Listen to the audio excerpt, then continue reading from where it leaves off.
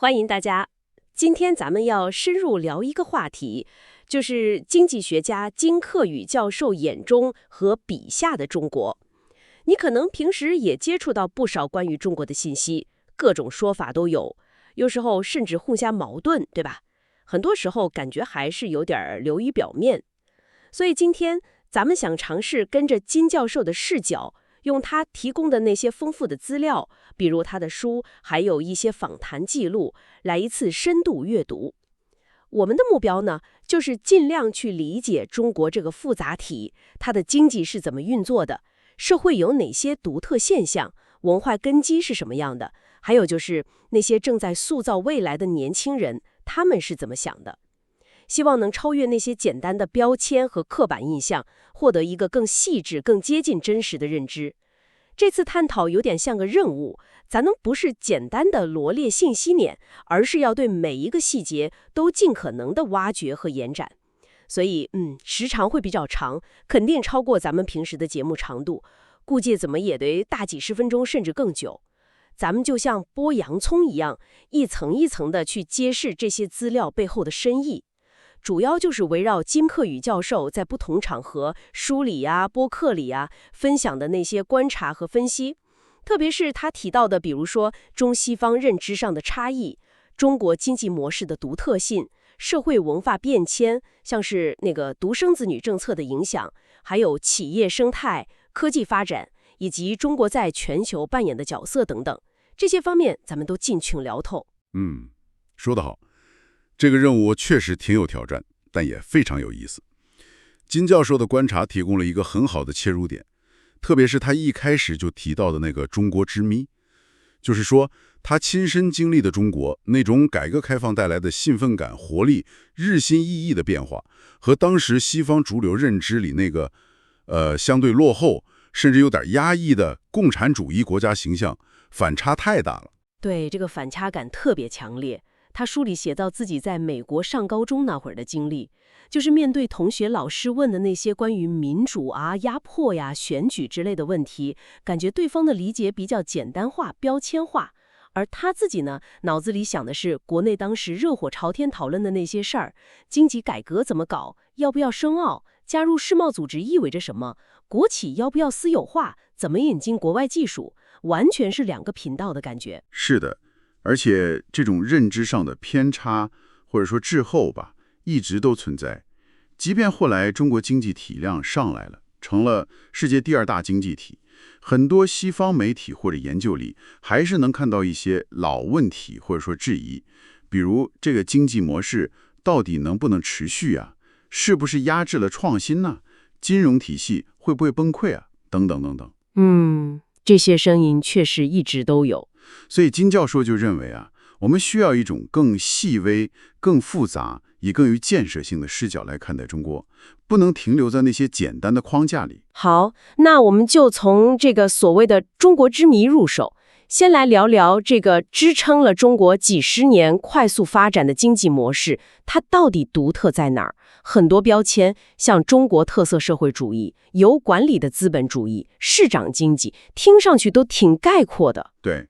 这些标签各有侧重，但都想抓住它的核心特征，就是国家和市场力量的一种非常独特的融合。它不是非此即彼，不是简单的市场经济，也不是完全的计划经济。咱们可以从2个层面来看。首先是宏观层面，就是国家的角色。在中国模式里，国家在设定战略方向、进行顶层设计和动员资源方面扮演了一个非常非常重要的角色。可以说是主演。这个主演角色具体怎么体现呢？能不能举些例子？例子很多，比如说，你想想这几年新能源汽车产业是怎么起来的？国家定下目标，要大力发展电动车，然后呢，一系列政策又跟上了，快速的铺设充电桩，你想想那个基建速度，然后组织力量从电磁材料到整车制造，整个供应链条都要打通。甚至包括补贴政策引导消费习惯，这种系统性变革的能力是国家强力推动的结果。这跟西方那种可能更多是靠市场自发或者政府搞一些轻推式的政策很不一样。非常不一样。西方的模式可能更依赖市场自发调节，政府干预相对谨慎，而中国这种模式，它可以非常高效地集中力量办大事，推动一个产业或者一个领域实现跨越式发展。金教授也提到，这种力量既令人印象深刻，某种程度上也可能令人恐惧，因为它意味着巨大的动员和改造能力。确实。那这种模式是怎么一步一步形成的呢？能不能追溯一下关键的改革节点？这个过程很长，咱们可以挑几个关键的转折点来看。第一个，必须是深圳经济特区，那会儿还是个小渔村，对吧？设立特区，给了它特殊的政策，比如税收优惠、关税减免、土地使用更灵活、劳动合同也更自由。目的是什么？就是吸引外资，带来技术和管理经验。深圳就成了中国对外开放的一个窗口和实验田。从最早的加工出口基地，到后来慢慢转型，现在成了中国的硅谷、高科技产业集集地。这个过程本质就体现了政策引导和市场活力的结合。深圳确实是个标志。那农业方面呢？改革初期好像是从农村开始的。对，第二个关键就是80年代的农业改革。改革前是人民公社，集体劳动，吃大锅饭，效率很低。后来搞了家庭联产承包责任制，简单说就是把土地分给农民自己种，农民可以自己决定种什么，交够国家的，剩下的都是自己的。这个积极性一下子就调动起来了，粮食产量大幅增加，农民收入也提高了。可以说，这个改革释放了巨大的生产力，也为后续的城市改革奠定了基础。解决了吃饭问题才能谈别的。然后就是加入 WTO。是的，第3个里程碑就是2001年加入世界贸易组织 WTO， 金教授称之为终极转型，这个影响太深远了。加入 WTO 意味着中国经济要全面和国际接轨，出口贸易更加自由化，关税大幅削减，服务业也要对 MFN 成员开放。当时承诺开放160个服务业领域中的100个。更重要的是，国内的法律法规、市场规则都要向国际标准看齐，企业可以直接参与国际贸易，不用再通过少数几家国营外贸公司。这一下子就把中国经济推到了全球化的浪潮里。后面我们看到的外贸井喷、制造业大发展、世界工厂的形成，都和这个密切相关。可以说，剩下的都是历史了。确实，加入 WTO 是个分水岭。这是宏观层面，国家的驱打推动力。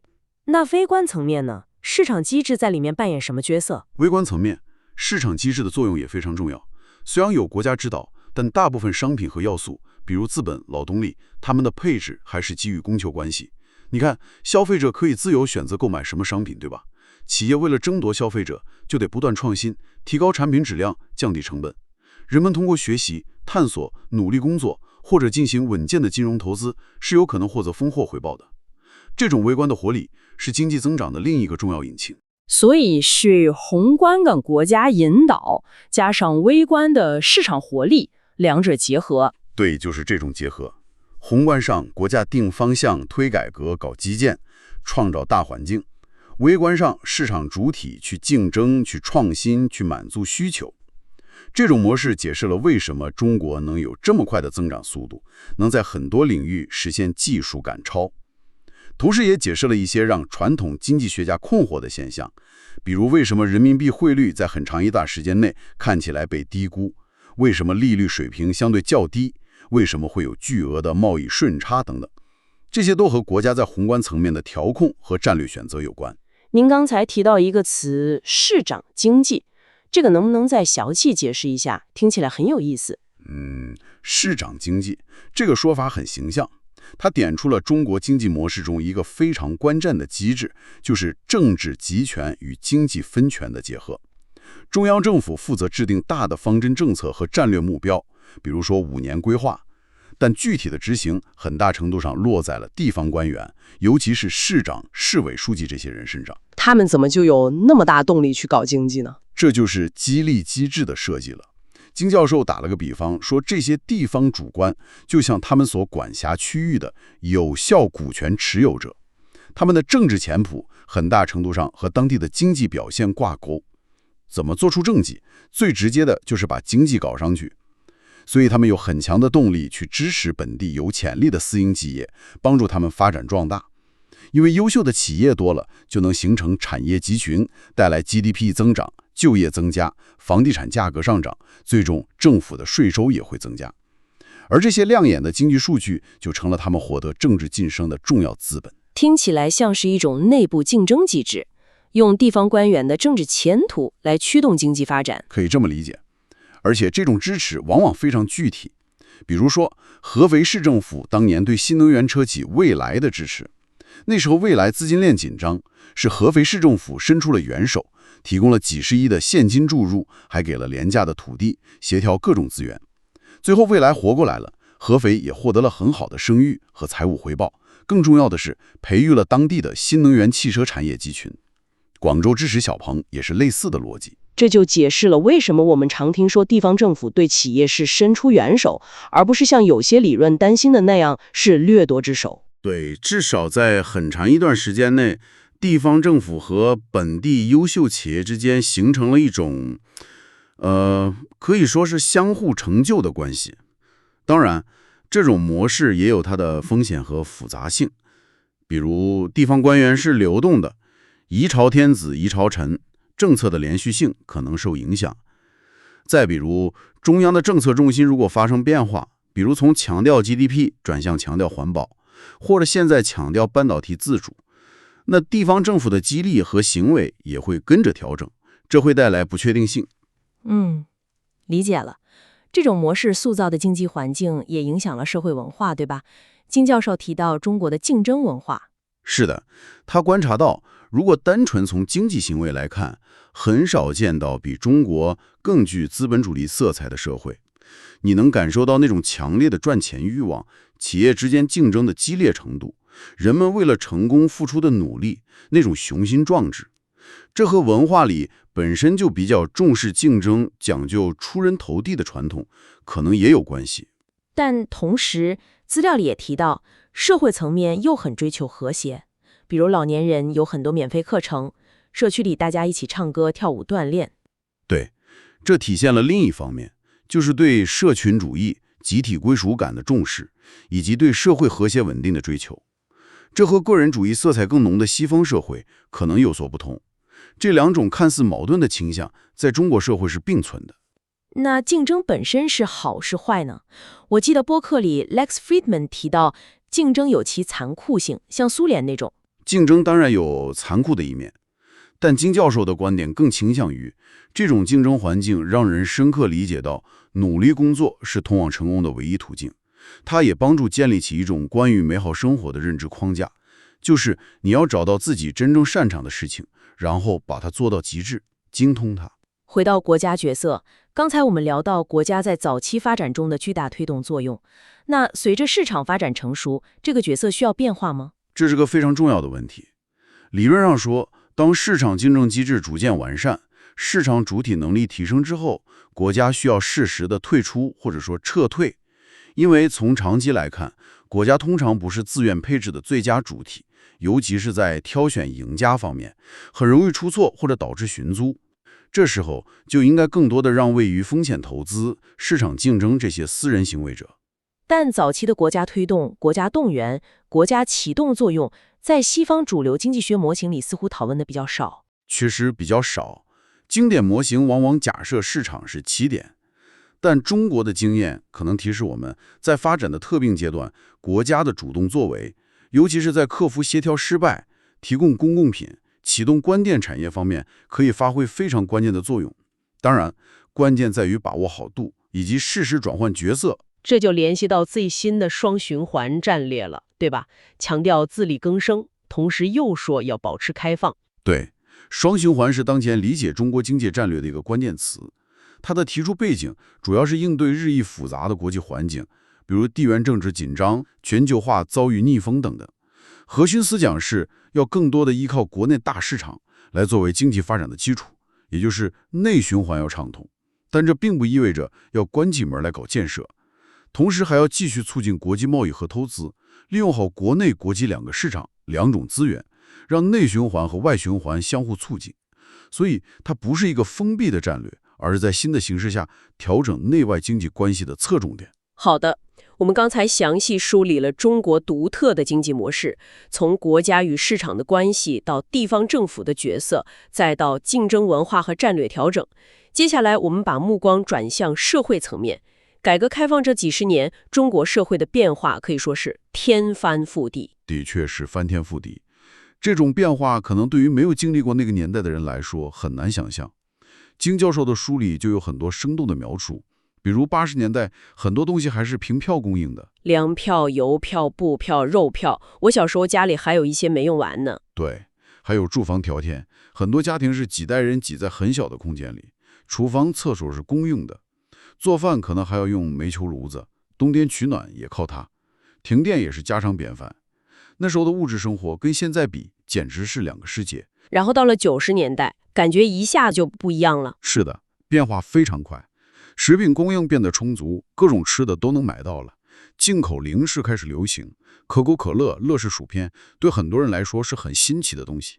第一家麦当劳在北京开业，排队的人能绕好几圈。人们的穿着也从以前单调的蓝灰绿变得五颜六色起来。这种从物质匮乏到极大丰富的转变，是理解当代中国社会的一个基本背景。在这个巨大的社会变迁过程中，有一个政策是绕不开的，就是独生子女政策。它的影响太深远了，它的影响渗透到了经济、社会文化、家庭观念的方方面面，而且很多影响是当初制定政策时可能完全没有预料到的。我们来项一项的拆解一下。首先，这个政策是怎么出台和执行的？背景是毛泽东时代是鼓励生育的，人多力量大，但到了邓小平时代，面临人口爆炸的压力，思路转变为要控制人口数量，提高人口素质，也就是重质不重量。政策大概是1979年、1980年开始全面推行的，执行力度非常大，尤其是在城市，深入到社区层面，街道委员会可能会记录育龄妇女的避孕做事，甚至月经周期。如果超生，代价非常高昂，可能面临巨额罚款、丢掉公职、失去各种社会福利。金教授自己就是第一代独生子女，他对此有亲身感受。城乡之间有差异吗？有差异，在农村地区执行相对宽松一些，有些地方允许生二胎，特别是第一胎是女儿的情况。少数民族也通常有豁免，但总体来说，政策的覆盖面是非常广的。那么，这项政策最直接、最显著的经济后果是什么？一个被广泛讨论和研究的后果，就是它极大地推高了中国的家庭储蓄率。这是理解中国经济中高储蓄之谜的一个关键钥匙。为什么独生子女政策会导致储蓄增加呢？这和传统的养老观念被打破有关。中国传统是养儿防老，多子多福，子女越多，老年生活就越有保障。金教授举了他父亲和他父母这代人的对比，他父亲有5个兄弟姐妹，共同赡养祖父母，而他父母这一代只有1个孩子。这意味着等他们老了，养老的责任和压力主要就落在了他一个独生子女身上。但一个孩子无论多么成功，都很难完全替代多个子女能提供的全方位支持，包括经济上的、生活照料上的、情感陪伴上的。所以对于独生子女的父母来说，他们更需要为自己的老年生活提前做准备，也就是增加储蓄。除了养老观念的改变，还有其他因素吗？还有风险和不确定性的增加。只有1个孩子，家庭抵御风险的能力就变弱了。书里提到汶川地震的例子，很多家庭失去了他们唯一的孩子，那种打击是毁灭性的。这种潜在的风险也会促使家庭增加预防性储蓄。另外，当时的社会保障体系，比如养老金、医疗保险，覆盖面和保障水平都还不够高。很多人觉得社保靠不住，还是得靠自己存钱。比如养老金替代率，退休金占退休前工资的比例相对较低。还有一些事件，像东莞工人罢工要求提高社保缴费，也反映了这个问题。这个逻辑听起来很顺畅，有没有更具体的证据支持这个联系？有的，经济学家做过很多研究，其中一个很有说服力的研究是利用了中国的双胞胎作为对照组。道理很简单，生双胞胎是偶然事件，双胞胎家庭和独生子女家庭在其他方面，比如父母的偏好、收入、教育水平等，通常没有系统性差异。最大的区别就是孩子数量。研究发现，双胞胎家庭的储蓄率显著低于独生子女家庭，大概低了10个百分点左右。这就强烈暗示，独生子女政策本身确实是导致储蓄率上升的一个重要原因。研究者推断，如果没有这个政策，中国的储蓄率可能更接近20%多的水平，而不是我们后来看到的30%甚至更高。哇，这个证据很有力。除了高储蓄率，独生子女政策还有什么重要影响？另外一个非常重要的影响，就是催生了一代超级受教育的人口。这其实和邓小平当初提高人口素质的想法不谋而合。诺贝尔经济学奖得主加里贝克尔有个著名的数量质量权衡理论，就是说家庭在生育决策时会在孩子的数量和对每个孩子投入的质量，主要是教育之间做权衡。当国家政策强制限制了数量时，家庭自然会把更多的资源和精力投入到唯一的那个孩子的质量上。这就导致了我们后来看到的教育军备竞赛。没错，这个词非常形象。中国的家长在子女教育上的投入可以说是倾其所有，周末不是休息，而是奔波于各种补习班、兴趣班，从小提琴、钢琴到奥数、英语，再到各种体育项目、艺术特长。家长不仅要投入金钱，还要投入大量的时间和精力，研究学区房、规划升学路径，甚至想办法和老师搞好关系。自费教育的成本急剧飙升。这种现象有多普遍？非常普遍。金教授引用了腾讯的一项调查数据，说在中国城市里有将近89%的学生参加课外辅导班，全国平均每个学生参加2.1个。而且不仅仅是在大城市，在小县城，这种补习的压力也一点儿都不少。这也催生了一个巨大的教育市场，各种国内外的学校、培训项目、留学中介都涌入进来。据说有一段时间，英美顶尖中学的校长都跑到中国来开分校或者合作项目。教育焦虑确实成了社会的一个痛点，很多电视剧都在反映这个。对，像《小蛇得》这样的电视剧能引起那么大的共鸣，就说明了问题。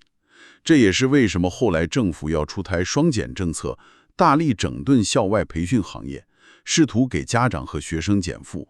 当时很多教育公司的股价暴跌，市值蒸发，这和后来的房地产调控其实思路有点类似，都是想降低年轻人的养育成本和生活压力。独生子女政策还有一个出人意料的后果，是提升了女性地位。是的，这可以说是政策的一个意想不到的积极副作用。在传统的重男轻女观念下，如果一个家庭有多个子女，资源，尤其是教育资源，往往会向男孩倾斜。但在独生子女政策下，如果家里只有一个女儿，那么所有的资源和期望都会集中在她一个人身上。研究数据表明，在独生子女这一代，女儿的平均受教育年限实际上超过了儿子，这逆转了过去的模式。女性的教育回报率也更高。有研究发现是这样的，女性接受高等教育后的收入增长，甚至可能高于男性。金教授做了一个类比，他说独生子女政策对中国女性地位的提升作用，可能比避孕药在美国对女性解放的作用还要大，甚至估计是后者的10倍。这当然是一个比较大胆的说法，但确实强调了政策带来的变化性影响。他还引用了一个 CSMARG 数据的分析，显示在中国上市公司的高管中，女性的比例随着出生年代的推移显著上升，从50后的大约12%上升到90后的42%。这个变化确实很惊人，但是凡事有利有弊。独生子女政策最明显的负面后果，恐怕就是性别比例失衡了吧？对，这是一个非常严重的社会问题。由于重男轻女观念的存在，加上 B 超等技术的普及，导致性别选择性流产现象出现，新生儿性别比长期偏高，这就造成了大量的男性找不到配偶，也就是所谓的剩男问题。这种婚姻市场的挤压，反过来又给男性带来了巨大的经济压力，因为在择偶过程中，物质条件，比如有没有房、有没有车，往往是很重要的因素。男性需要积累更多的财富，才能提高自己的竞争力。这个问题在农村是不是更严重？一般认为是的，因为农村地区的性别比例失衡可能更严重，传统的婚嫁观念也更强，而且农村男性向外流动的能力相对较弱。这也催生了一些现象，比如高额彩礼，男方家庭需要积攒大量储蓄，用于支付婚礼开销，甚至直接支付给女方家庭一笔钱。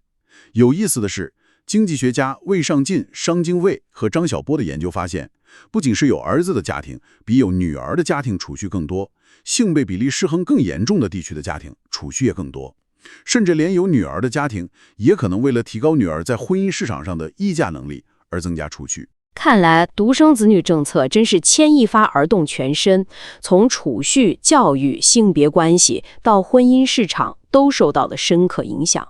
它确实是理解当代中国社会和经济的一个核心变量。没错，所以当我们讨论中国的高储蓄率之谜时，不能简单的归结为中国人天生就节俭，或者欧方文化，或者仅仅是社会保障体系不完善。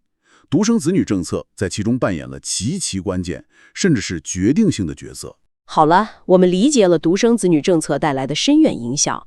那么，在这样背景下成长起来的这一代独生子女，他们现在构成了中国社会的中坚力量和主要的消费群体，他们被称为新一代，有什么突出的特征呢？这一代人的特征确实非常鲜明，也非常复杂，甚至有些矛盾。首先，他们是成长在中国经济起飞、物质相对富裕的年代，没有经历过父辈那种普遍的贫困和匮乏。对，没吃过什么苦，所以他们的消费观念非常超前，是市场上的大额支出者，敢于借贷消费，非常注重生活方式、体验式消费，追求品牌和时尚。他们是商家眼中的金矿，一个潜力巨大的市场，据说规模达到1万亿美元级别。他们引领着中国的消费潮流，对文化、艺术、娱乐的消费需求也很高。听起来是挺光鲜的一代。但另一方面，他们身上也有很多标签。比如小皇帝、小皇后，因为是独生子女，从小集万千宠爱于一身，可能自我意识比较强。同时，他们的思想观念也呈现出矛盾性。一方面，他们接触的信息更多元，思想更开放，社会意识也更强。比如，他们会关注社会公正问题、环境保护、野生动物保护等等。这个在社交媒体上能看出来。但另一方面，有调查显示，他们对西方式民主理念的接受度反而可能低于他们的父辈。他们的民族自豪感非常强，这可能和他们成长过程中正好经历了中国国力上升、国际地位提高，同时也感受到西方对中国崛起的警惕甚至敌意有关。这种外部压力反而强化了内部的凝聚力和自豪感。他们可能更关注国内事务，对国产品牌、本土文化更有信心。这种民族自豪感和对体制的认同，和老一代比有差异吗？金教授引用了一个叫左标的调查，似乎显示年轻人，比如90后，对政府的支持度或者说满意度，可能比他们的父辈，比如经历过文革的一代还要高。这个能和他们没有经历过过去的动荡，而充分享受了经济发展的红利有关。另外，他们的价值观似乎也更强调幸福感，而非单纯的财富积累。但同时，他们也是压力巨大的一代。作为唯一的子女，他们背负着整个家庭几代人的期望，买房、结婚、生子、养老，这些压力都压在他们身上。他们被称为是孤独的一代。那个著名的光棍节、双11，据说就是他们创造出来自我调侃的。确实是挺复杂的一代人。这种个人层面的心态和整个社会对国家治理的看法，是不是也有关联？资料里提到，中国人对政府的满意度和信任度，在国际比较中是相对高的。对，这是一个经常被讨论的现象。像哈佛大学肯尼迪学院做的长期跟踪调查，还有世界价值观调查 World Value Survey 的数据，都显示中国民众对中央政府的满意度和信任度长期维持在比较高的水平，远超美国和许多其他国家。这背后的原因是什么呢？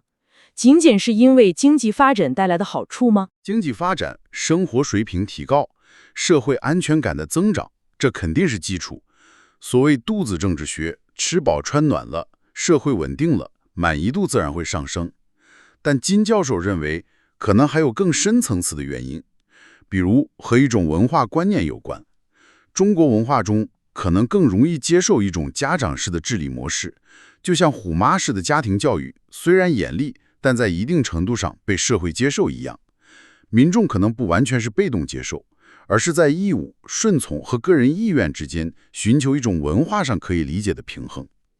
另外，也不能忽视政府的回应性。回应性是指政府对民众诉求的反应吗？是的，虽然治理模式和西方不同，但这不代表完全没有问责机制或者反馈渠道。实际上，这些年各种负责调查和监督的部门是在增加的，比如消防、安全生产、食品药品监督、环保、反腐等等。大量的干部被下派到基层去调查了解情况。环保督察就是一个例子，中央派出督察组对地方环境问题进行严厉问责，很多官员因此受到处分。结果就是像北京这样的城市，蓝天确实变多了，尽管代价是关停了河北等地的一些工厂。这种行动会让民众感受到政府确实在关注和解决一些他们关心的问题。除了这种自上而下的督察，还有自下而上的渠道吗？也有，比如各种投诉信箱、举报人制度。现在更普遍的是 online 的公共事务平台，据说超过3%的县市都设立了这类平台。这些平台成了中央政府绕过地方官僚体系，直接获取基层信息、监督地方的一个重要途径。民众可以通过这些渠道反映问题、提出建议。社交媒体也扮演了一个复杂的角色。社交媒体不是说审查很严厉吗？审查确实存在，而且很严厉。但同时，像微博这样的平台，在一定程度上仍然是多元观点表达和公民辩论的空间。有研究发现，即使是一些敏感话题，也非完全不能讨论。它构成了一种双向的监控，政府关注民众，民众也在某种程度上利用社交媒体来监督政府和官员的行为，或者表达诉求。看来民众和国家的关系比高压统治、被动服从这种简单化的描述要复杂得多。是的，非常复杂。最后还要考虑到价值观的差异。世界价值观调查有一个数据很有意思，在中国，大约93%的人认为安全比自由更重要，而在美国，这个比例只有28%。这当然不是说中国人不想要自由，而是说在特定文化和历史背景下，人们对于秩序、稳定、安全的重视程度可能有着不同的优先排序。理解这一点，对于理解民众心态和政府行为都非常重要。好的，我们探讨了社会变迁、独生子女政策的深远影响、新一代消费者的特征，以及民众与国家的关系。接下来，我们把焦点转向经济的微观主体、企业，以及科技创新和中国的全球角色。先说企业，中国的企业生态好像经常被描述为国企和私企的冰火两重天。这种说法有一定的道理。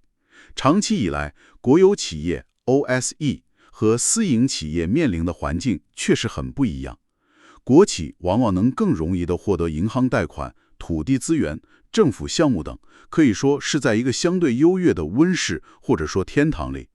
但他们也承担着更多的社会责任，比如保障就业、执行国家战略等。盈利不一定是首要目标。而私营企业呢，尤其是在早期，面临的门槛就高得多。融资难、融资贵是普遍问题，还要应对各种审批流程，有时候甚至会遇到一些不公平的待遇或者玻璃门。他们更像是在丛林中求生存。但结果却很有意思，反而是丛林里的私营企业成了经济增长的主要动力。没错，这就是市场的力量。尽管面临种种困难，但私营企业凭借更高的效率、更灵活的机制、更强的创新动力，实现了惊人的增长。现在的数据是，私营经济贡献了中国大约50%的税收、60%的 GDP、70%的技术创新，以及80%以上的城镇就业。可以说，他们已经撑起了中国经济的半壁江山还要多。这个过程肯定充满了艰辛和传奇。资料里提到了傻子瓜子的故事，好像特别有代表性。对，傻子瓜子的故事非常经典，几乎是中国早期个体私营经济发展的一个缩影。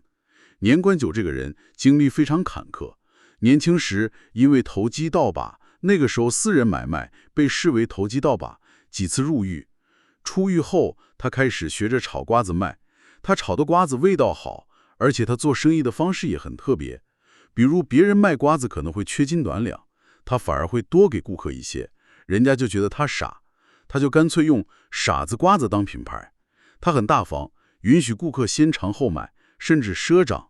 靠着这些，他的生意越做越大，很快就成了当时少有的百万富翁。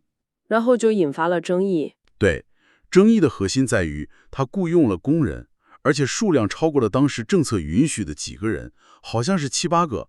这在当时是非常敏感的问题，因为按照经典的马克思主义理论，雇工超过一定数量就属于剥削了。这件事引起了全国性的争论，甚至惊动了中央高层。很多人认为应该取缔傻子瓜子。最后是怎么解决的？最后是邓小平拍板定了调，大概是在1984年的一次中央顾问委员会会议上，邓小平说：“我看傻子瓜子问题的核心是怕动摇了社会主义的根基，我看动摇不了。”他还说：“让傻子瓜子经营一段，怕什么？伤害了社会主义，我们再治着嘛。”这个表态非常关键，它实际上是默许了私营经济的存在和发展，标志着意识形态不再是束缚私营企业手脚的绝对枷锁。这个故事确实很有象征意义。还有其他的早期企业代表吗？还有一个经常被提起的例子是万象集团的创始人鲁冠球，他也是农民出身，经历过很多挫折，比如文革期间丢的工作，开的面房被当作资本主义尾巴关掉了，甚至被迫卖掉了祖屋。但他一直没有放弃，从修理农具开始，后来转向生产汽车零部件，万象节。他特别强调质量，同时价格又低，硬是把产品打了出去。他是改革开放后最早把产品卖到美国的私营企业之一，而且据说他成功之后一直保持着非常简朴的风格，办公室始终在最早创业的那个旧厂址。这些早期企业家的故事都体现了那种坚韧不拔、敢闯干的精神。这些故事也反映了政商关系的演变，从早期可能有点模糊甚至地下的状态，到现在是什么样了？政商关系确实经历了一个演变的过程。早期由于法规不健全，可能存在一些官员和企业家之间非正式，甚至可以说是不太合规的勾兑或打击权钱交易，让关系变得更清爽。现在呢，关系变得更加复杂和规范化了。我们前面提到的市长经济里那种地方政府给企业当风险投资人的模式，就是一种新的、相对更合法的政商互动形式。当然，如何把握好边界，防止新的不当行为，仍然是一个挑战。那国企呢？他们在这个过程中经历了什么样的改革？国企改革也是一条重要的线索。长期以来，国企面临很多问题，比如效率低下、财务亏损严重、激励机制不到位等等。这背后的原因很复杂。国企领导首先是官员，他们的目标函数可能更多是追求政治前途，而不是单纯的利润最大化。同时，国企还要承担很多社会责任，比如维持就业、稳定物价等，这些都是负担。到了90年代末，问题变得非常突出，大量国企亏损，于是就有了所谓的抓大放小改革。抓大就是保留关系国计民生的关键大型国企，加强管理，进行整合；放小就是对大量中小国企进行改制，该关停的关停，该合并的合并，该卖给私人的就卖掉。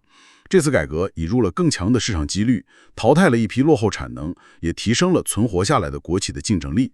这也说明全面私有化并非是唯一道路，国企和私企是可以并存发展的。关键在于界定好各自的功能和边界，并建立有效的治理和激励机制。刚才我们提到地方政府为了 GDP 而竞争，这种竞争有没有负面影响？当然有，就像一枚硬币的两面。这种以 GDP 为核心的竞争被称为 GDP 崇拜，它确实在很大程度上推动了经济成长，但也带来了不少问题。一个突出的问题就是地方保护主义。为了本地的税收和就业，地方政府可能会设置各种壁垒，阻止外地产品进入，或者优先采购本地企业的产品。书里举了汽车产业的例子，一个地方如果有了自己的汽车厂，就可能不太愿意让其他地方的汽车品牌进来销售。这种地方保护阻碍了全国统一大市场的形成，降低了资源配置效率，也影响了区域之间的合作与协同。刚才我们提到地方保护还有其他负面影响吗？还有啊，为了追求 GDP 数字，有些地方可能会放松环境监管标准，牺牲环境质量，或者在质量标准上打折扣，导致产品安全问题。Tom B 和著有研究就指出，中国内部省际之间的贸易壁垒对整体经济效率造成了显著的负面影响。不过近些年，这种情况有所改变。怎么改变了？随着经济发展水平的提高，民众对生活质量的要求也越来越高。大家不再只关心 GDP 数字，开始更关注空气质量、食品安全、健康医疗问题。政府的目标也开始调整，从单纯追求 GDP 增长，转向更加注重高质量发展，把环保、民生放在更重要的位置。金教授举了一些社会规范变化的例子，比如过去随地吐痰、乱扔垃圾的现象比较普遍，但现在大城市里已经很少见了。垃圾分类这样的条例也在大力推行，这反映了民众期望和社会规范的趋同，也迫使政府在发展目标上做出调整。谈到政府行为，近年对科技行业的监管收紧，也是一个很大的变化。对，这是一个非常显著的转向。在相当长一段时间里，中国的科技行业，特别是互联网平台，可以说是在一种相对放任自流的环境中野蛮生长起来的。但随着这些平台规模越来越大，开始出现一些问题，比如垄断行为、滥用用户数据，以及对金融稳定可能带来的风险。蚂蚁金服 IPO 在最后关头被叫停，就是个标志性事件。是的，之后监管部门就对阿里巴巴、腾讯、美团、滴滴等一系列科技巨头展开了反垄断调查，开出了巨额罚单，并出台了一系列新的监管规定。这导致了这些公司的市值大幅缩水，一度蒸发了上万亿美元。这种监管是必要的吗？还是说可能扼杀创新？这个问题的两面性都很强。一方面，加强监管是必要的，无序扩张确实带来了垄断、数据安全、消费者权益受损等问题，也可能挤压中小企业的生存空间，甚至带来系统性金融风险。从这个角度看，监管是为了规范市场秩序，保护消费者，促进更公平的竞争和长远的创新。但另一方面，监管本身也有风险。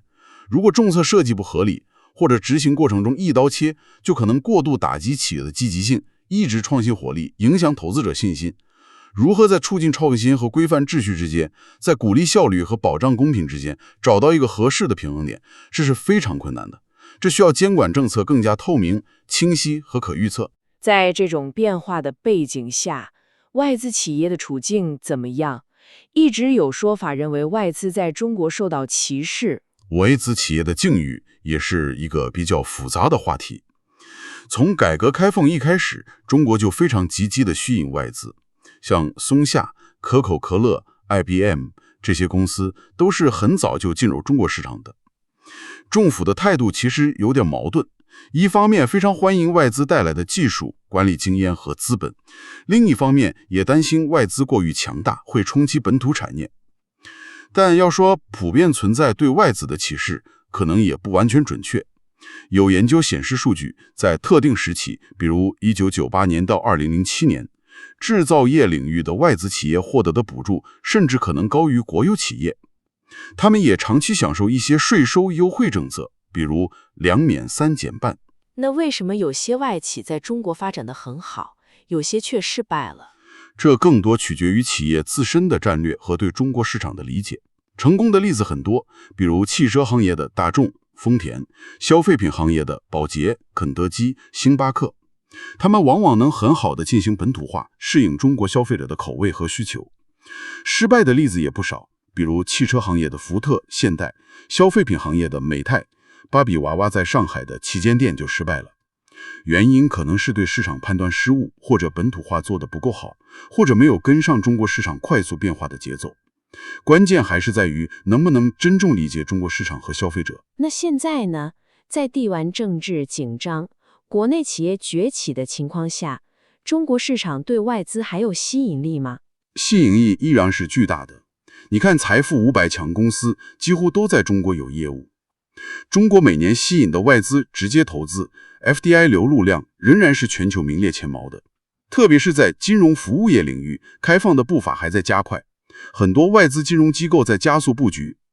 当然，挑战也确实存在，但现在的挑战可能更多来自于日益激烈的国内市场竞争，而不是政策上的限制。中国本土企业的生产效率和创新能力已经大幅提升，外资企业过去那种技术和管理上的优势正在被快速追赶甚至超越，他们需要拿出更强的竞争力，才能在中国市场立足。好的，企业生态聊得差不多了，我们转向科技创新这个领域。一方面，我们看到中国在科技应用层面取得了非常瞩目的成就。是的，这方面的例子非常多。比如中国拥有世界上运算速度最快的超级计算机，虽然排名会变化，建成了太阳能高速公路，实现了5G 远程手术，商业化了载人无人机，像一航184。在人工智能应用方面，尤其是在互联网、人脸识别等感知 AI、5G 通信、数字支付、量子通信的一些领域，语音技术等等，可以说处于世界领先地位。还有智慧城市的建设，比如自动驾驶汽车和智能交通设施的互动，带有各种 sensor 的智能灯杆等等。但另一方面，西方也一直有质疑的声音，认为中国的创新能力有限。对，质疑主要集中在几个方面。一是认为中国的教育体系过于强调应试和死记硬背，不利于培养创造性思维。二是知识权保护曾经相对薄弱，虽然现在改善很多，但过去的印象还在。三是认为国家过强的干预可能会限制自由探索的空间，从而制约技术创新和颠覆性创新。这种质疑也和过去长期存在的山寨现象有关，对吧？是的，山寨或者说模仿，确实是中国科技和商业发展早期的一个显著特征。互联网领域尤其明显，早期的很多公司模式都能在西方找到对标，校内网模仿 Facebook， 搜狐模仿雅虎，优酷模仿 YouTube 等等。其他领域也一样，小米的创始人雷军早年发布会上的穿着打扮被认为是在模仿乔布斯。肯德基在中国火了之后，出现了各种山寨版的 TMFC、KFD、KFG。奇人汽车的早期车标被指向 Infinity， 甚至在建筑领域也出现了大量复制西方著名地标的现象，比如伦敦塔桥、基门大桥、法国城堡，甚至白宫。在那个阶段，模仿甚至被一些人视为一种务实的学习方式，没什么不好意思的。那现在呢？中国还停留在模仿阶段吗？如何看待中国的创新能力？现在情况已经发生了很大的变化。首先，我们需要重新定义一下创新。创新并不仅仅是指从0到1的颠覆性的全新的发明创造。经济学家很早就指出，创新也包括对现有产品、流程、服务的重大改进和新的应用组合，也就是所谓的从1到N的创新。你想 ，Facebook 也不是第一个社交网络，瓦特改良蒸汽机也不是发明蒸汽机，赖特兄弟的飞机也是在前任基础上改进的。这些1到N的创新同样具有巨大的经济和社会价值。所以中国的优势在于1到N的创新。可以说，在很长一段时间内，中国的创新优势主要体现在这个方面，也就是基于庞大市场和丰富应用场景的应用创新和迭代创新。比如人工智能技术本身可能源于西方，但中国企业在自动驾驶、无人机、人脸识别支付、智能人机人等领域的应用落地非常快，场景非常多。再比如，针对特定需求的创新产品，像适合小户型的超跑跑步机，面向儿童的教育陪伴语音机器，应对空气污染的空气静坐鼻罩等等。这类创新极大地提高了生产效率，改善了人们的生活品质。比如廉价智能手机，让农民也能接入互联网获取信息、销售产品。这种贡献是不能被低估的。那从0到1的能力呢？有没有一些原创性的东西？当然有，而且越来越多。简单模仿的机会窗口其实已经过去了。现在中国涌现出很多商业模式上的首创，比如共享单车，像摩拜就是最早提出扫码解锁模式的之一。在一些技术领域，中国也走在了前沿，比如蚂蚁金服在金融科技方面的很多创新，还有像 TikTok， 它的个性化视频推荐算法被人认为是世界领先的。其实模仿是所有后发经济体在发展初期都会经历的阶段，美国、日本、韩国都曾被指责为模仿者。现在反过来，中国的一些模式和产品也开始被其他发展中国家，比如马来西亚、印度、菲律宾等模仿了。看来创新是一个动态发展的过程。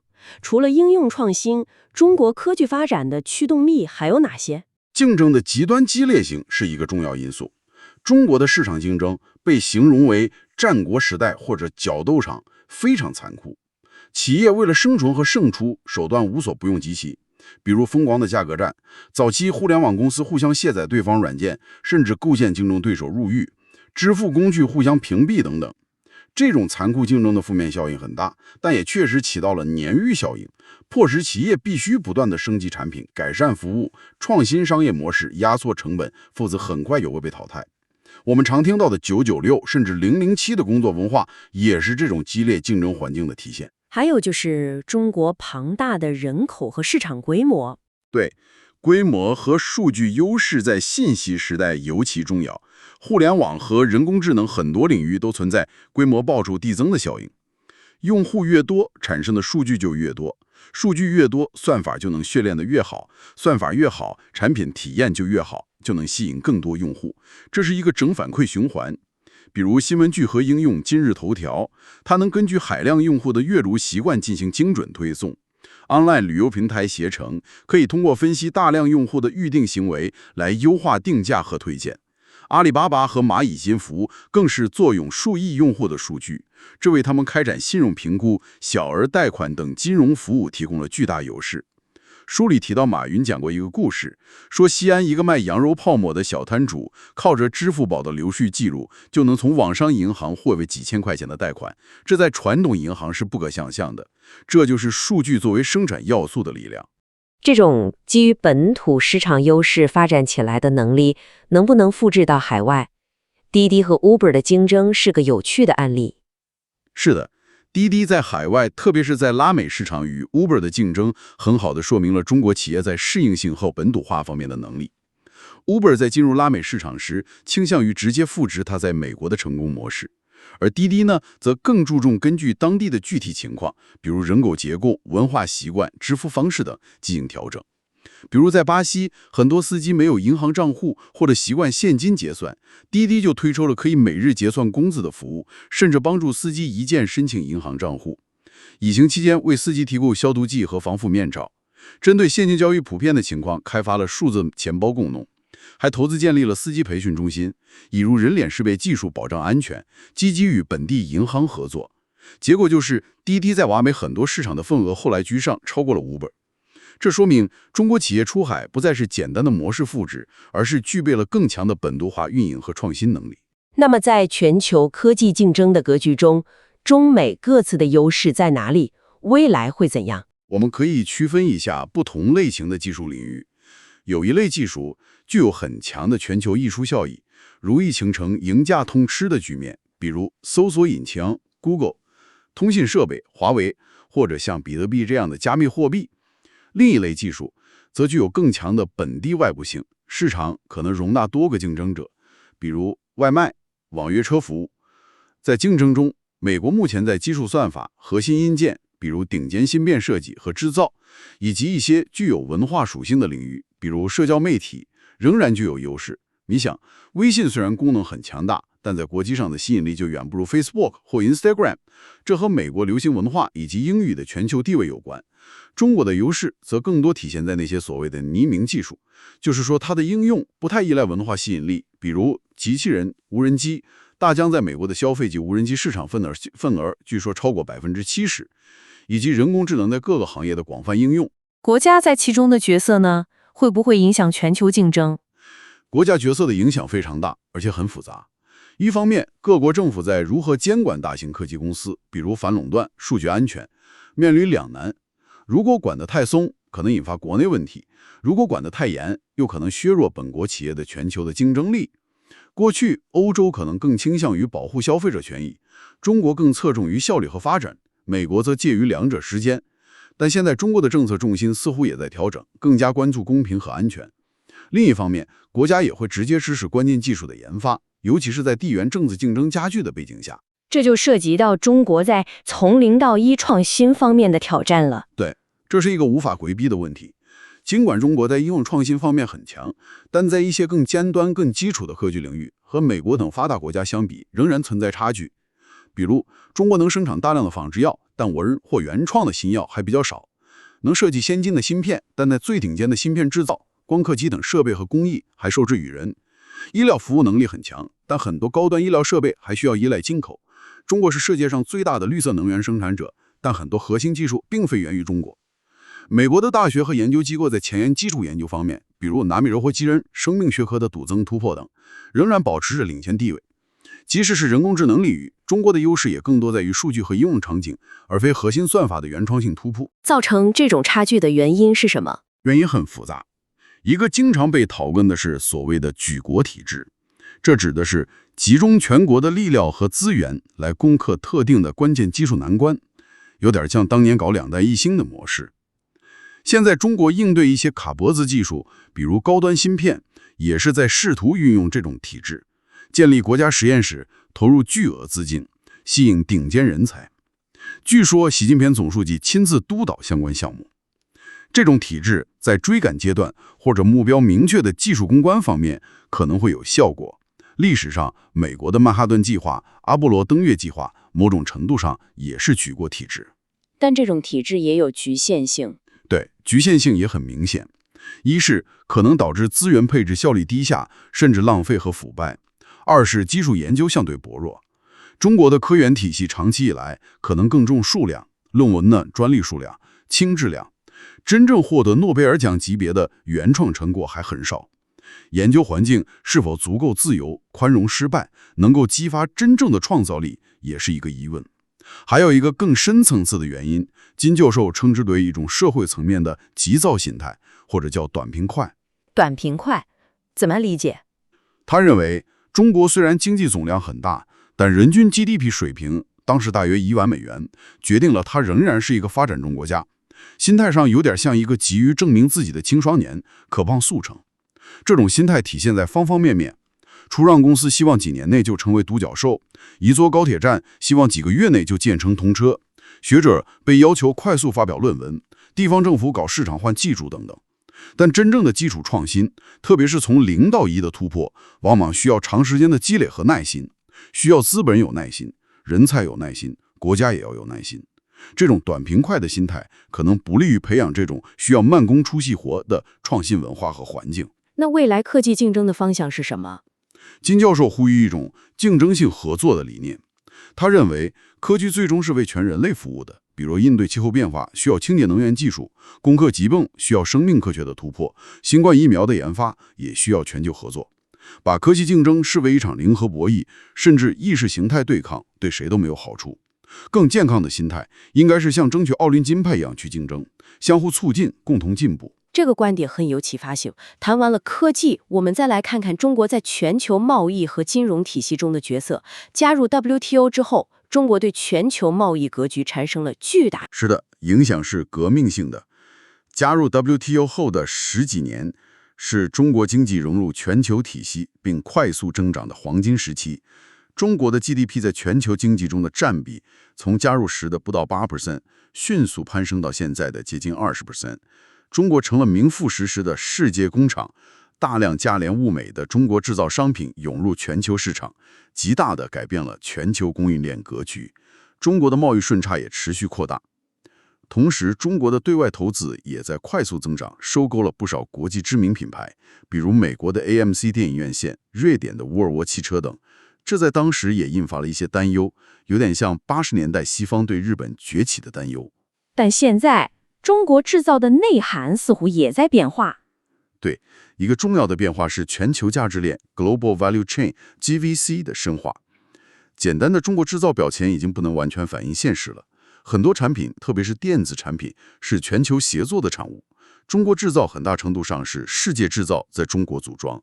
中间品的贸易，也就是零部件和半成品的跨国流动，在全球贸易中的占比越来越高。书里举了 iPhone 成本构成的例子，早期可能中国只赚取很少的组装费，但随着中国企业在价值链上的攀升，能提供更多高附加值的零部件和服务，分享的价值也在增加。中国商品的涌入对其他国家的经济，特别是就业产生了什么影响？中国冲击 China Shock 这个词经常被提到。中国冲击主要是指以 David Alter 等人为代表的一系列研究。他们发现，在2000年到2010年左右，来自中国的进口商品对美国制造业的就业，特别是那些低技能、劳动密集性的岗位，造成了显著的负面冲击。据他们估计，大约有200万到300万个美国制造业岗位流失，与来自中国的竞争直接相关。研究还深入到具体的区域层面，发现那些产业结构更暴露在中国竞争下的地区，比如北卡罗来纳州的黑库尔伊地区，曾经是家具制造中心，失业率上升更明显，工资增长更慢。这个研究影响很大，但这是故事的全部吗？本身就在替代人工，尤其是在制造业领域。技术进步对就业结构的影响，可能比贸易还要大。其次，美国制造业的衰退其实是一个更长期的趋势。早在中国冲击之前就开始了。美国制造业就业的顶峰是在1979年，之后就一直在下降。再次，美国自身的一些国内因素，比如工会力量的削弱、劳动力市场制度的变化、技能错配等，也导致了部分工人，特别是低技能工人工资长期停滞甚至下降。诺贝尔奖得主 Angus Deaton 和 Anne Case 在他们的书《绝望之死》中就认为，美国白人工薪阶层面临的困境有其深刻的国内根源，不能完全归咎于全球化和中国。所以，中国冲击确实存在，也确实对部分地区和人群造成了痛苦的调整。但把美国制造业的所有问题都归咎于中国，可能过于简单化了。理解了。那贸易摩擦呢？中美之间的贸易争端根源在哪里？贸易摩擦的根源非常复杂，涉及到经济、政治、历史等多个层面。经济层面的争议焦点主要包括：一是补贴问题，美方认为中国政府对国有企业和某些战略性产业提供了大量补贴，构成了不公平竞争；二是市场准入限制，美方认为中国在一些服务业领域、金融领域对外国投资者的开放程度不够，存在各种隐性壁垒；三是知识产权保护和强制技术转让问题，美方指责中国未能有效保护外国公司的知识产权，甚至迫使他们以技术换市场。这些争议背后有没有更深层次的视角差异？有的，这涉及到发展中国家和发达国家在看待公平贸易规则上的根本性分歧。从发展中国家的角度来看，现行的 WTO 规则以及国际货币基金组织、世界银行等机构的贷款条件，往往更有利于发达国家。他们认为自己有理由在发展初期采取一些产业政策，保护本国的幼稚产业，就像历史上英国、美国、日本、韩国在崛起过程中都曾采取过各种形式的贸易保护主义和民族主义经济政策一样。而发达国家则认为，中国已经发展到一定程度，不再是典型的发展中国家了，却仍在利用发展中国家的地位，享受一些特殊待遇，同时进行不公平的竞争行为，比如补贴、侵犯知识产权等，这是不能接受的。中国的地位确实有点模糊。对，按人均 GDP 算，中国仍然属于发展中国家，但从经济总量、制造业规模以及一些特定地区和产业的发展水平来看，它又具备了很多发达国家的特征。这种模糊性本身就容易引发争议。另外 ，WTO 体系自身也存在一些缺陷，比如规则更新之后，难以有效应对数字贸易、数据流动、电子商务、环境标准、劳工权利等新问题。争端解决机制的效率和权威性也在下降。国内政策，比如产业政策、补贴政策，也越来越容易受到国际规则的挑战。那么，未来贸易的趋势会是怎样？会走向脱钩和去全球化吗？关于去全球化的论调，这几年很流行，但从数据来看，可能言过其实了。每次全球经济遭遇冲击，比如金融危机、疫情，全球贸易和投资都会暂时受挫，但之后往往会恢复，甚至超越前期水平。经济的相互依从性，特别是全球价值链的深度交织，使得彻底脱钩非常困难，成本也非常高昂。当然，全球化的形势和中国的角色确实在发生变化。具体有哪些变化？首先，中国自身正在经历产业升级，低端的劳动密集型的制造业，比如服装、鞋帽、玩具等，由于劳动力成本上升等因素，正在逐渐向东南亚、南亚等成本更低的国家转移。中国则在向附加值更高的环节攀升，比如研发设计、高端制造、品牌营销等。这意味着中国将与德国、日本、美国等发达国家在更高端的领域展开直接竞争。制造业的智能化升级也在加速，比如海尔的互联工厂可以根据用户定制需求进行柔性生产。其次，国内因素也在变化，劳动力成本上升，经济增速缓慢，人口结构变化，老龄化、少子化，以及年轻人工作观念的转变，比如更追求工作生活平衡、躺平文化，都可能影响过去那种依靠低成本劳动力的世界工厂模式。政府鼓励生育，长期看也可能对996文化产生影响。这些因素共同推动中国向更高附加值的生产和服务转型。这对全球贸易失衡问题有什么影响？随着中国经济结构从投资和出口驱动转向更加依赖国内消费和内需，也就是双循环战略的核心之一，长期存在的巨额贸易顺差问题可能会逐步得到缓解。中国将不仅是主要的生产者，也会成为越来越重要的消费者和进口国。当然，经济民族主义的抬头是一个风险因素，双循环战略也被一些人解读为中国要内转，减少对外部世界的依赖。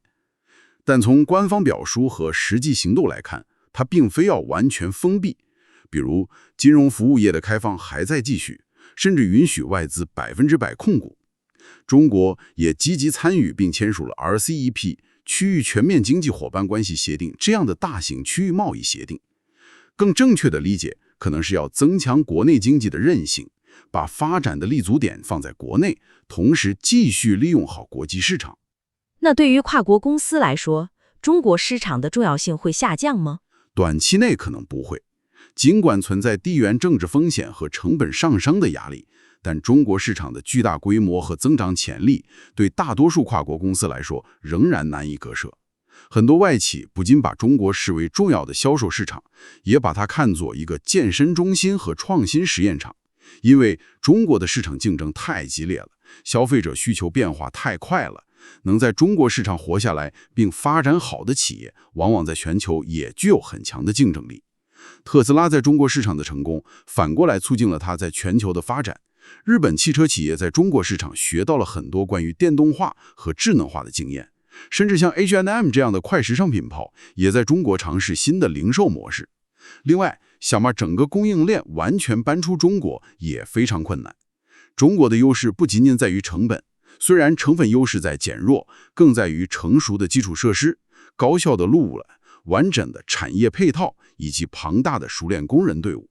这些优势是越南、印度等其他国家短期内难以完全替代的。好的，贸易谈完了，我们再来看看中国在全球金融舞台上的角色。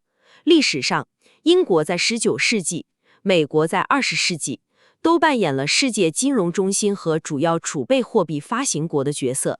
中国在21世纪有可能扮演类似的角色吗？这是一个非常宏大且复杂的问题。中国的金融实力和影响力无疑在快速上升，但要成为像当年英镑或现在美元那样的全球金融锚，还有很长的路要走，也面临着独特的挑战。首先要理解中国在金融开放上的策略选择。中国的策略有什么不同？中国并没有完全采纳西方主导的华盛顿共识，也就是要求快速全面地实现金融自由化，特别是资本账户的开放。相反，中国采集了一种更审慎、渐进、国家控制力更强的路径，有时被称为北京共识。核心特征之一就是维持比较严格的资本管制，同时保持相对稳定的汇率。为什么选择这条路？主要还是吸取了历史教训，特别是1997-98年的亚洲金融危机和2007-09年的全球金融危机。这两次危机都显示，对于金融体系尚不成熟的发展中国家来说，过早过快的开放资本账户，可能会导致大量短期投机资本、热钱的冲击，引发汇率大幅波动、外债危机、银行挤兑等金融动荡，甚至摧毁多年的经济发展成果。中国决策者对此非常警惕，宁愿牺牲一部分金融效率，也要优先确保金融稳定。这个策略的效果如何？从结果来看，利弊都很明显。好处是，中国成功地避免了许多发展中国家反复经历的那种典型的金融危机、汇率危机、外债危机、银行危机。在亚洲金融危机和全球金融危机期间，中国的金融体系都保持了相对稳定，为经济持续增长提供了保障。弊端是，这种相对封闭和国家主导的金融体系也导致了一些问题，比如金融资源配置效率不高，中小企业融资难问题突出，金融创新受到一定抑制，同时也限制了人民币的国际化进程。人民币国际化这个话题谈了很多年了，主要的障碍是什么？最主要的障碍还是中国的金融市场本身不够发达、不够开放。你看历史上，英镑和美元能够成为主要的国际货币，前提是英国和美国当时都拥有世界上最发达、最开放、流动性最好的金融市场。他们能为全球提供足够多、足够安全、种类丰富的本币计价金融资产，供其他国家持有和交易。中国在这方面还有很大差距。虽然中国的股市和债市规模已经很大，但相对于其 GDP 规模来说，深度、流动性以及资产的种类和质量都还要待提高。比如高质量的公司债、完善的衍生品市场等还不够发达。如果外国投资者和中央银行在中国找不到足够多、足够安全、足够有吸引力的人民币资产来持有，那么人民币就很难成为主要的储备货币和交易货币。除了市场深度，还有其他奥格艾吗？还有对政府信誉和政策可预测性的担忧，比如外国投资者可能会担心中国政府随时干预汇率，或者通过通货膨胀来侵蚀债务的实际价值。资本管制本身也限制了资金进出的自由度和便利性。要让全球广泛接受一种主权货币，需要对发行国的法治、政策透明度和长期稳定性有高度的信任。但现在似乎也有一些推动人民币国际化的因素，比如美元的武器化。对，这是一个重要的推动力。美国越来越多地利用其在全球金融体系中的独岛地位，特别是通过 SWIFT 支付系统和美元清算系统来实施金融制裁，这让其他国家感到不安，开始寻求替代方案。这客观上为人民币、欧元甚至数字货币的发展提供了机会。比如俄乌冲突后，俄罗斯被踢出 SWIFT 系统，像印度就开始使用人民币来结算从俄罗斯进口的煤炭。中国也在大力推广自己的人民币跨境支付系统 CIPS。另外，中国现在已经是世界上最大的贸易国和主要的对外投资国，也是许多发展中国家的最大债权国。通过“一带一路”等项目，持有的外国债务说是超过5万亿美元。理论上说，这应该能带动人民币在贸易结算和投资中的使用。数字人民币 ECNY 的推出，会不会改变格局？数字人民币，也就是央行数字货币 CBDC， 确实是一个潜在的游戏改变者。中国是全球首个推出央行数字货币的主要经济体。CBDC 相比传统支付方式有很多潜在优势，比如可以搭载智能合约，降低交易成本，提高支付效率，促进普惠金融，让没有银行账户的人也能使用，便于模拟非法交易等等。如果数字人民币能够在跨境支付中得到广泛应用，确实有可能绕开现有的以美元为主导的心算体系，为国际支付提供一个新的选择。当然，它也面临挑战，比如用户隐私保护的问题，不同国家 CBDC 系统之间的互操作性问题等等，但它的潜力是巨大的。中国金融体系如果进一步深度开放，会对世界产生什么影响？影响将是极其深远的。中国的经济和金融体量太大了，即使是有限的开放，其影响已经显现。比如2015年，中国 A 股市场的大幅下跌，就曾一度引发了全球市场的连锁反应和恐慌。如果未来中国金融市场，特别是资本账户实现更大程度的开放，预计将吸引数万亿美元的国际资本流入，这将深刻改变全球资产的配置格局，对全球的利率、汇率、大宗商品价格等都可能产生重大影响。同时，这也意味着中国需要承担更大的全球金融责任。什么责任？历史上，英国和美国作为全球金融中心，在危机时期往往扮演了最后贷款人或者提供流动性的角色，以维护全球金融体系的稳定。比如，二战后，美国通过马歇尔计划提供援助和贸易信贷；大萧条时期，英国努力维持市场开放，虽然做得不够。随着中国金融影响力的上升，国际社会也会期望中国在全球金融治理中发挥更积极的作用，比如在全球金融危机期间提供流动性支持。实际上，中国央行已经和很多国家的央行签署了货币互换协议，在全球金融危机期间也确实提供了一些人民币流动性支持。最后，关于“一带一路”倡议，争议也很多，有所谓的债务陷阱说法。对，一带一路倡议确实伴随着很多争议。所谓债务陷阱外交的指责，主要是说中国通过提供大量贷款，让一些发展中国家陷入不可持续的债务负担，从而在政治上和经济上对中国产生依赖，甚至被迫交出关键基础设施的控制权。不过，也有很多研究指出，这种说法可能被夸大了。很多参与“一带一路”国家的债务问题，其主要债权人仍然是西方的政府、私人机构或者多边组织，而非中国。当然，“一带一路”项目在透明度、环境标准、社会影响评估等方面确实存在需要改进的地方，这些问题也引发了合理的质疑。但从更宏观的角度看，“一带一路”也反映了中国试图通过基础建设和经济发展共享，来构建一种不同于现有西方主导模式的国际秩序的愿景。好的，我们已经深入谈到了中国的经济模式、社会变迁、企业生态、科技创新以及全球角色。在最后一部分，我们来展望一下未来，特别是共同富裕这个当前被重视的议题，以及中国面临的挑战和可能的新范式。先说说共同富裕吧，这个概念是怎么来的？为什么现在被提到这么重要的位置？共同富裕这个概念本身并不新，改革开放初期，邓小平就提出过，要允许一部分人、一部分地区先富起来，然后先富带动后富，最终实现共同富裕。但在过去几十年，重点主要放在了让一部分人先富起来。经济高速增长的同时，贫富差距也在不断扩大。中国的基尼系数衡量收入不平等的指标，从改革开放初接近北欧国家的低水平，一度攀升到接近美国等贫富分化比较严重的国家的水平。为什么现在要特别强调共同富裕？背景是多方面的。一是领导层认为，过大的贫富差距可能威胁到社会稳定和党的执掌基础。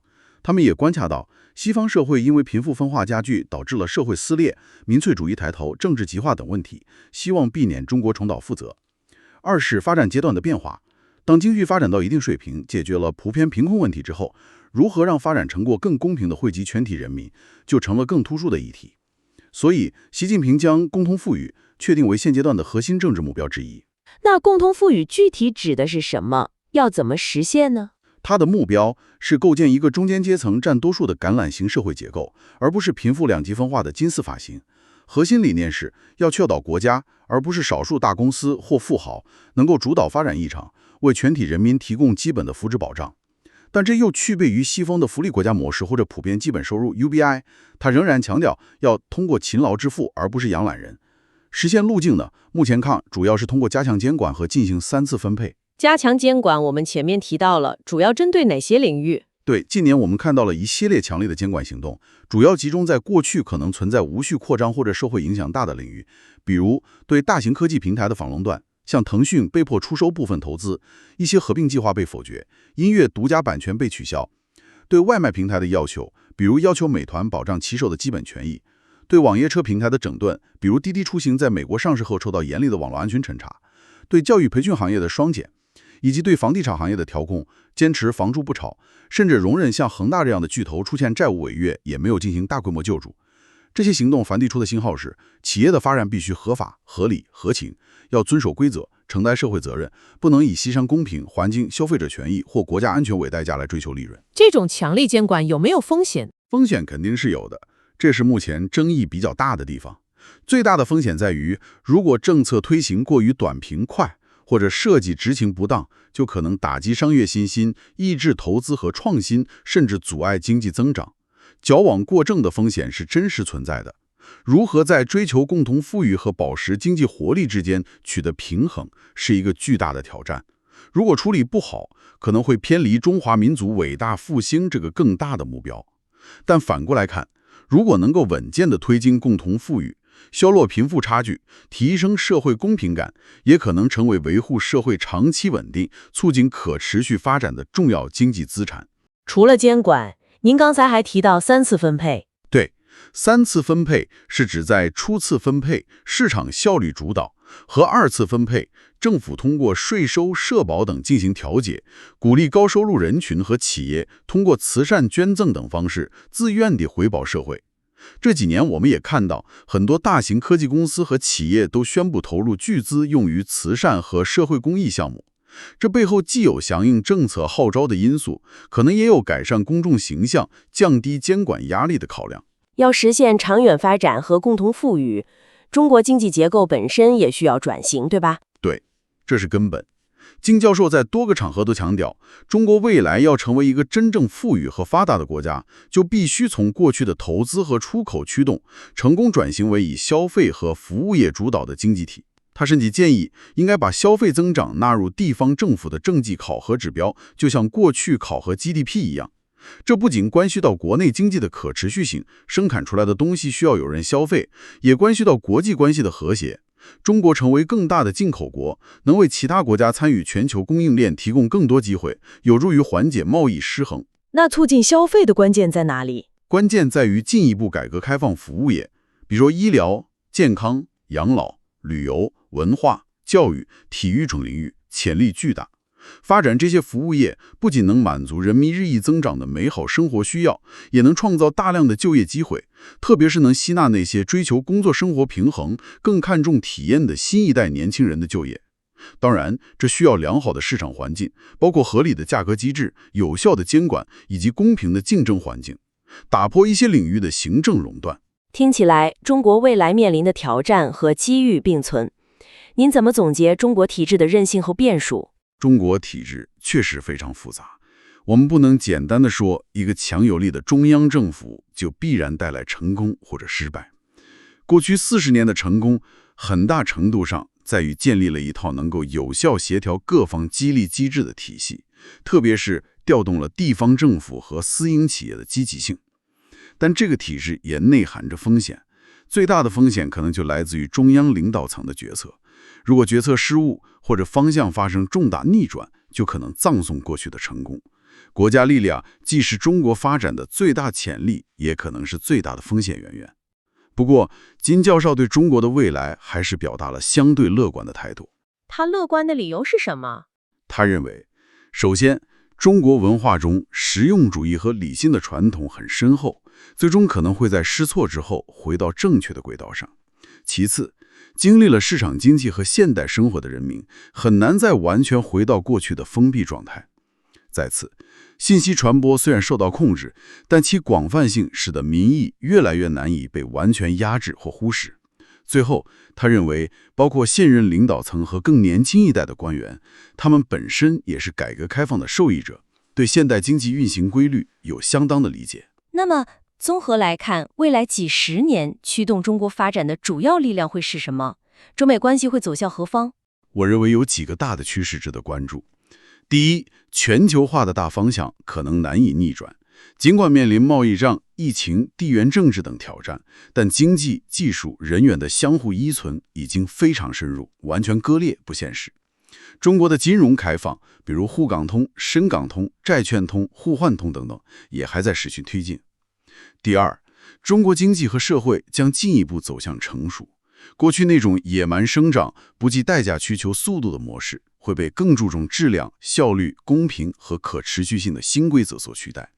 国家和社会关注的重点会从满足基本物质需求转向提升生活品质、追求社会公平、保护环境等更高层次的目标。新一代年轻人在塑造未来社会价值观和生活方式方面将扮演越来越重要的角色，他们可能更懂得沟通、合作和软实力的重要性。第三，中国追求的2大国家目标会持续存在，一是力争成为世界第1大经济体，按 GDP 总量衡量；二是在全球治理体系中发挥更大的影响力，不仅是参与者，也希望成为规则的制定者或改革者，比如向发展中国家提供不同于西方的资本、技术和印发基础方案。中美关系呢，会持续紧张下去吗？中美关系无疑是未来几十年最重要的双边关系，也充满了复杂性和不确定性。目前看，冷政治、热经济的局面可能会持续一段时间，政治上的互信缺失，战略竞争加剧，但在经济、金融、科技、教育、文化等领域的深度融合，使得彻底脱钩既不现实，代价也极其高昂。更可能的前景是一种竞争与合作并存的关系，双方需要在竞争中划定边界，管控分歧，避免冲突失控。同时，在一些具有共同利益的全球性挑战上，比如气候变化、疫情防控、核不扩散、打击恐怖主义、网络安全等方面寻求合作。关键在于能否摒弃零和博弈的思维，找到理性共存的模式。国内政治体制会有变化吗？走向西方式的多党制民主，目前看可能性不大，但这又并不意味着中国的政治体制会一成不变。随着社会发展和民众权利意识的增强，对政府，尤其是地方政府的问责要求会越来越高。前面提到的社交媒体监督、政府信息公开、民众通过法律途径，比如行政诉讼法，维护自身权利等，都在推动国家与社会关系的演变。法治建设虽然任重道远，但也在缓慢推进。这种内部的互动和演变，将是观察中国未来政治走向的一个重要维度。好的，非常感谢您今天带来的这场极其详尽、信息量巨大的分析。通过这1个多小时的深入挖掘，我们确实对金克宇教授所观察和思考的中国有了更丰富、更多维度的理解。我们聊了独特的经济模式、国家与市场的复杂互动，聊了独生子女政策带来的深远社会烙印，以及新一代的矛盾特征，聊了企业在天堂与丛林中的奋斗，科技从模仿到创新的曲折路径，也聊了中国在全球贸易和金融格局中日益重要的角色，以及共同富裕等未来挑战。贯穿始终的，确实是那种复杂性、动态性以及各种力量，传统与现代、个人与集体、国家与市场、国内与全球之间的相互交织和张力。希望这次长时间的探讨能帮助大家超越那些简单化的表现。那么，听完我们这番长时间的讨论，你对中国的理解是否也有所深化或者改变呢？有没有哪个观点或者细节让你产生了一种啊哈或者原来是这样的时刻？希望我们的讨论能引发大家更多的思考。最后，我想留给大家一个开放性的问题，也是一个巨大的悬念吧。结合我们今天讨论的所有内容，展望未来，中国能否真正摆脱我们之前提到的那种短平快的发展惯性，真正培养出推动基础科学和从0到1创新所必须的那种耐心、宽容和自由探索的文化与环境？它能否在推行共同富裕、追求社会公平的同时，继续保持经济的活力和企业的创新动力，避免陷入效率损失或者共同贫穷的陷阱？它又能否在应对国内人口结构变化，比如老龄化、少子化等严峻挑战的同时，在日益复杂甚至紧张的国际格局中，找到一条既能有效维护自身国家利益，又能为世界和平与发展做出建设性贡献的平衡之道？这些问题的答案不仅关系到中国自身的命运，也将在很大程度上塑造我们这个世界的未来格局。这确实是值得我们每个人持续关注和深入思考的。确实如此。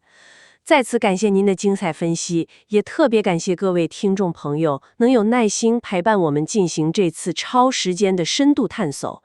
希望今天的讨论能给大家带来一些启发，鼓励大家带着问题继续关注相关议题，独立思考。好，我们下期再见。